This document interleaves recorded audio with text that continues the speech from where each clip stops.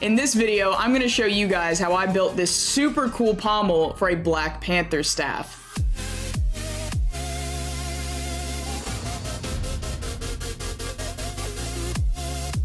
Okay, so for this build, we're going to need several things. First and foremost, I will be using 6mm EVA foam. I get mine from TNT Cosplay Supply. I really enjoy their product and their brand. Next, you're gonna need something to mark on your EVA foam. So I'm gonna be using a silver Sharpie. If you're using light colored EVA foam, it might be better for you to use a black Sharpie, but just make sure that whatever you're using to mark on your EVA foam, it's a contrasting color to the EVA foam itself. Next, you're going to want a utility blade. This is an Alpha brand utility blade with an Alpha brand blade in there. You can use really any sort of utility blade here. I tend to prefer the ones that have the little snap-off sections, just because the blade lasts longer for me when I can snap off different sections and continue using it further down on the blade. Next, you're gonna want a sharpener for your utility blade. Next, you're gonna want a sharpener for your utility blade. There are few things worse in the foam crafting world than trying to cut foam with a dull blade. So you always wanna make sure your blade is nice and sharp. So the sharpener is definitely something you're gonna want for this. Next, I have a little bottle here. It is full of contact cement, which is gonna be the adhesive we're using to put together all of our EVA foam pieces. Next, you'll want a heat gun. Heat guns help heat up the foam so that it's more malleable, so it's easier to work with. It also heat seals EVA foam, so it actually makes it a lot easier to paint once you're done with your project. Next, you'll need some sort of rotary tool. Dremel is probably the most recognizable brand, but this is a hyper tough rotary tool. I've been using this thing for a while. It does great work. We're gonna need this rotary tool to start smoothing down our edges, and we're gonna be using a variety of different attachments on this rotary tool to get all of the desired details into this pommel. And finally, you're definitely gonna want some sandpaper. I actually have several different levels of sandpaper here that I'm gonna be using when I'm trying to smooth out all the creases and all the details on this project. It's always good to start with a lower grit and work up to a higher grit. Right here we have 220, 320, 400, 600, and 1000. That's just my typical process when I sand using sandpaper. You can use whatever combination of grits that you want for sanding. However, I would recommend that you always start with a lower grit and work up to a higher grit, because the higher the grit of the sandpaper, the smoother the project is going to be. And the final required piece for this project is going to be some PVC pipe. I actually bought a 10-foot length of PVC pipe, cut it into 5-foot pieces, and then cut one of those 5-foot pieces into 2.5-foot pieces. And I have a connector that's going to connect both of those 2.5-foot pieces. The reason that I cut the staff basically in half and put it back together with a connector is it makes it a lot easier to transport the prop once it's finished, because it's a lot easier to transfer 2.5-foot pieces instead of one 5-foot long piece. So it's just gonna make it easier in the long run to transport this prop. And those are all the required materials that you're gonna need to build this pommel. However, I'm gonna be using a couple of other tools that are gonna make this process a lot easier, honestly, and if you can get them, I would definitely recommend getting them for this project. Firstly, I would recommend, on top of having your utility blade, I would also recommend having an X-Acto knife. X-Acto blades are just gonna be a lot easier for cutting smaller details or getting into places where the utility blade is actually just too wide to get into. So I would definitely recommend having an X-Acto blade nearby when you're making this. And then I'm actually going to be using 2 tools from Cos Tools. The first one is the Cos Tools Hole Driller. So this actually comes with 3 different attachments you can put onto it. I'm going to be using the largest one. This thing is going to be really helpful once we start getting into this project. You'll see why in a little bit. And then the final tool that I'm going to be using that I would definitely recommend that you get if you're going to be making this, because it's just going to make your life a whole lot easier, is the Cos Tools Circle Cutter. This thing will allow me to cut perfect circles in the foam. This guy's gonna help me out quite a bit when making this pommel. Alright, that covers all the required materials and the recommended materials, so without further ado, let's get into it. Okay, to start off this project, I'm actually gonna be taking the piece of PVC pipe. The first thing that I'm gonna do is actually measure the diameter of this PVC pipe here. Looks like the diameter in total is 1 inch. And the reason that I'm measuring the diameter is because I need to know how wide I want to make the pommel. In the reference picture, it looks like the widest part of this pommel actually isn't that much wider than the staff itself. So when I line up my ruler with the PVC pipe, it looks like about 2 inches, maybe about 2¼ inches wide is going to be the widest point of this pommel. If you're using a self-healing cutting mat like I am that has this grid pattern, you can also use these grids to measure anything that you need. Each square is 1 inch by 1 inch. I'm probably gonna overestimate a little bit, do about 2¼ inches, just so I have enough room for error, so I have enough room to shave portions off for details. But overall, about 2 inches is where I want this width to end up. As you can see in the reference picture, it looks like the pommel width gets pretty close to the width of the staff itself, right where it starts to connect to it. So I'm going to be making the pieces that are closest to the staff itself a lot smaller than the pieces that are further away and need to be wider. So I'm actually going to get out some sketch paper and make a quick template to kind of follow throughout the rest of this process. Now that I have my smaller piece of paper out here, I'm actually going to put the PVC pipe on the piece of paper. And just so it's nice and bright, I'm going to use a pink Sharpie here and kind of outline the PVC pipe itself to get us started. Connect those 2 lines right around where the top of that PVC pipe was. And I'm actually going to make a mid-line point here. And using that midline, I'm just going to kind of make an overall midline for the rest of this. So since this is where the PVC pipe is stopping, I want some of this to overlap. So I'm thinking about right here is going to be the base of the pommel. And the rest of this, I'm just going to kind of estimate by looking at the reference picture. So I'm going to follow this midline up. I'm going to go up about 4½ inches, I think. So this will be the top of the panther's head, but the actual bottom of the pommel itself. So I'm going to go ahead and make this into 2¼ length right there. And it looks like the panther head itself is about 2½ or so inches at its widest point. So I'm going to make a line at the 2½ inch mark from that base piece and make another 2¼ inch line across.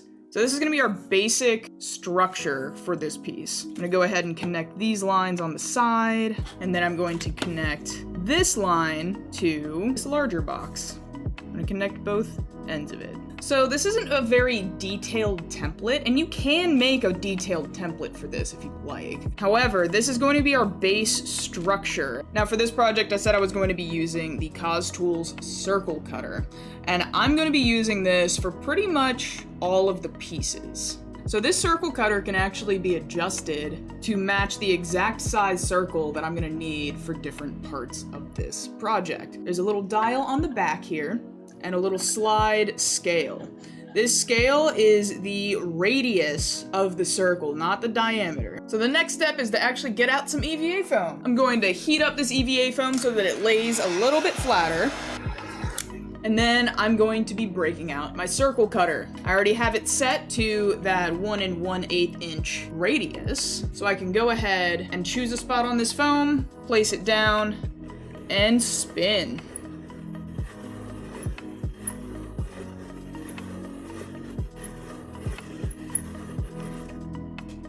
Until it stops, until it hits that cutting mat. Wind it back up, and we have a lovely little circle here. This is why the circle cutter is going to be very important for this project. If you don't have it, you can still go through and actually manually draw in all the circles and everything on the foam. But this circle cutter just makes it so much easier. If you're going to be doing this without the trusty circle cutter here, I'm going to show you how to do this manually and how you can be just as efficient if you're doing it manually. You're going to need your ruler here. You're going to want to make a diameter line, 2 1/4 inches. I'm going to go ahead and mark the midline as well at that 1 1/8 inch mark. I'm just going to line up that 1 1/8 inch mark right with that midpoint that I drew on that first line, so I can make more lines coming out of that at that 2.5 inch length. So just again, I'm gonna line up that 1 1/8 inch straight down to 2 1/4. I think I just said 2.5 before. It is 2 1/4 inch. And then once you have this nice asterisk looking thing here, I typically just go through and freehand between. That's a pretty decent circle, not quite as perfect as the one that the circle cutter can give us. At this point, I can just follow my line around with the utility blade, but I'm actually going to cut out this piece of foam here so that it's easier to work with. Then I can just go through, rotating where I need to, make this as smooth as I possibly can, and should have a fairly decent circle here. It's not perfect, but it's not too bad either. Just a comparison to the other one, it's the same diameter and everything. It's just a little bit rough around the edges. So it's definitely possible to do this without the circle cutter. I'm gonna be using the circle cutter just because everything's gonna be a lot smoother and a lot faster as well. Bringing this template back out, this is going to be layer 1 of several. So that actually lines up really well width-wise with our template. So I'm gonna go ahead and cut out the rest of the circles that I need at this 2 1/4 inch diameter mark, and I'll be right back. Okay, so it looks like it will take 10 circles to fill up this wider block that we need. 6mm foam is about 1/4 inch in width, so 10 of these circles equals 2.5 inches in width, which is what this block is. Now, I'm gonna go ahead and make some circles to fill up this block. Just a little insider tip about the circle cutter. It says that you're really not supposed to sharpen the blade in here, and you're supposed to replace the blade. If you are using a circle cutter, it's just this little blade in here. I still sharpen it anyway, even though it's a pretty delicate blade. It tends to hold up even through several sharpenings, so if you are using the circle cutter, you can still sharpen the blade, and it'll prolong the life of the blade itself. Again, I'm just gonna heat up the foam so it lays a little flatter. And I've adjusted my circle cutter to be just under 1 inch in radius. So that should give us the exact size that we need for the skinnier portion of this pommel. Just like before, just spin it and you get yourself a perfect little circle every time. This is why I love this tool so much. I'm gonna cut out the rest of these, and I'll see you in a second. Okay, I'm actually gonna only be using 6 discs for this width, even though the pattern technically would call for 8. After looking at the reference picture, it looks like the skinnier portion of this pommel isn't quite as large as I originally thought it was. So I'm actually gonna be shortening this pattern to right where these 6 discs hit. I think this is gonna be a better proportion looking at the reference picture and looking at the stacks of foam discs that I have now. So this is gonna be better for the finished product. So right now I have these 10 2 1/4 inch diameter discs, as well as the 6 discs that are just under 2 inches in diameter. So this is gonna be the main structure of the pommel itself. So the next step here is actually going to be marking a midpoint for most of these and cutting a hole out for that midpoint so that the PVC pipe can go through. So I'm gonna be going through at least all 6 of these smaller discs, and I'll probably go through half of the larger discs as well. So starting out here, I'm just going to measure lengthwise across the disc and make a little midpoint. I'm gonna do it perpendicularly as well and make a little midpoint. And right around here is where that middle area is going to be. So I'm actually going to be breaking out this little hole driller from Cos Tools for this. You can use it by pressing it down like this and twisting. However, I prefer to just take out the attachment, line it up like this, and just drill the hole manually. That's pretty much right in the center, if I do say so myself. You will still need this if you are using the hole driller though, so you can push it back in there and press the little plunger and just... There's our little mid piece that we just cut out. Now I am going to note this hole is not going to be wide enough for the PVC pipe. This is more just to get us started. I'm going to be using my rotary tool to actually widen each hole enough where the PVC pipe can fit. For the second disc though, I can actually line up the first one with the second one, take my Sharpie here, and use it as a bit of a reference point. That way, it'll be a lot easier for me to use my hole driller than just trying to go off of that little midpoint that I made on this one. but I'm gonna go ahead and make a hole in the midpoint of each of these discs. I'll see you in a second. All right, now that I have all my little donuts here, I can actually measure the PVC pipe on them now so that I know exactly how much I need to widen each one of these holes. And I'm actually gonna use a little trick here. Every time that you wanna transfer something to a piece of foam or to something else, I really like using chalk. If you don't have chalk, that's fine. You can still put the PVC pipe on top of the disc and draw around where you need to cut it out. But I'm actually gonna use some chalk here and cover the bottom of it just like that. And now I'm gonna take this PVC pipe, line it up with the hole that I just drilled in here, and go ahead and give it a nice little twist. And that will tell us exactly how much more of the foam that we need to get rid of so that the PVC pipe will fit in here. But I'm actually gonna use the exact same method that I used to get all the holes in all of the different pieces. I'm gonna Dremel each one of these guys out to where it needs to be, and then I'm gonna use these as a template to mark on the other ones before Dremeling them. However, before you start doing any sort of sanding with your rotary tool, definitely make sure you have some protection. I have a respirator here and just some eye protection that I'm gonna put on. Now that I'm all protected from dust, I'm gonna go ahead and use this rotary tool to sand out all of the area between here and that chalk line.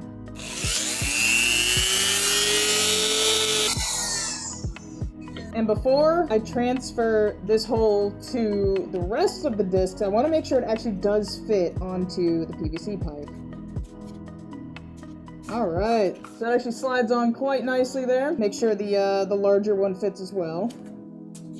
Awesome, it sure does. And those are a nice snug fit on the PVC pipe as well. So I'm gonna go ahead and transfer this inner hole here to the other discs, and I'm gonna go ahead and use my rotary tool to sand out everything between the two marks. All right, and now that me and my workstation are both sufficiently covered in dust, we can make sure that all of these discs do indeed fit on the PVC pipe. Let's see here.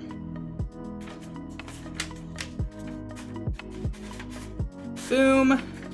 Those fit quite nicely and they line up pretty dang well. There's a little bit of variation that you can probably see, but nothing sanding can't fix. Now let's test the larger ones.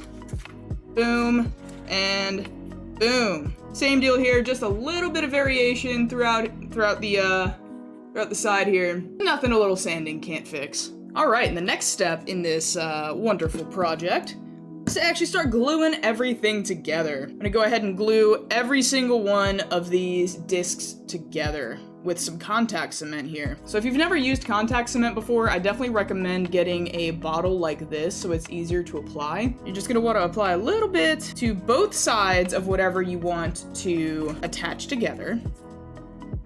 I'm actually just gonna use a little bit of spare foam, like a little foam scrap, to spread it around, get a nice even spread. I put too much on that one, so I'm just gonna go ahead and transfer some of the excess onto this second one here. Once you have a nice even spread across both of these, you're gonna wanna wait until it's mostly dry, and then you'll want to put a second layer of contact cement on both of these sides. Okay, it's been a couple minutes, and it's much less shiny now. It's mostly dry, so I'm just gonna apply a little bit more to this first one. Use that same scrap of foam that I was using to spread around the first layer. Get a nice, even, thin layer right on top of that first layer of contact cement. Do the same thing on the second one. Once you have a second thin layer of contact cement on both pieces, we're gonna wait until these pretty much completely dry, and then I'm gonna go ahead and put them together. All right, these guys are mostly dry now, so I'm gonna go ahead and line them up, both on that inside line and on the outside. Press them together nice and thoroughly, make sure there aren't any parts that aren't pressed together. And we've just connected our first two pieces of foam together. I'm gonna go ahead and repeat this process for all of these, and I'll come back to show you how to connect the smaller ones to the larger ones. So I have all the large discs glued together and all the smaller discs glued together as well. The final step in actually assembling this pommel is to glue the small discs to the large discs. So essentially the way that I'm gonna do this, I'm gonna line up the smaller discs on the larger discs, make sure that that inside portion of the disc is lined up perfectly, and then I go ahead and trace around the smaller discs onto the large disc so that I know exactly where to glue and exactly where to not glue. It goes almost to the edge there, but that's okay. I'm still only going to put glue where glue needs to be put. So I'm gonna be really careful and only glue up until that line right there. I'm gonna use my little foam scrap to spread the glue right up to that line, but not past it. Because that line is actually going to do two things. It's going to prevent overgluing, which could bring us some problems later on in this project, and it's also actually going to provide us a guideline of exactly where the smaller discs need to sit on top of the larger discs. Okay, now that our second layer of glue has dried sufficiently, I'm going to go ahead and carefully line up the smaller discs with that line that I drew before putting the glue on. I'm going to make sure that that inside circle is also lined up, which it seems to be. And now that I've lightly put it on here, I can go ahead and press it in nice and firm just to make sure everything has a really good bond. So this is the basic structure of the pommel. Put it on the PVC pipe, and it fits all the way down through 5 layers of the larger discs and through all 6 layers of these smaller discs. But here we have the basic pommel structure. This is looking really awesome. Technically, if you wanted to just have a basic pommel, this would be a really good structure to have. You could just sand out the edges, make everything nice and smooth, and call it a day.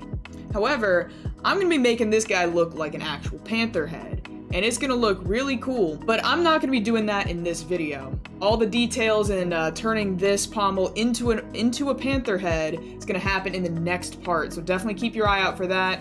I know I'm super excited to get all of these awesome details into this pommel, and definitely make sure to subscribe to my channel and turn on notifications so you don't miss part 2 of this video. But I will see you guys in part 2 of this awesome Black Panther head pommel tutorial. See you guys in the next video.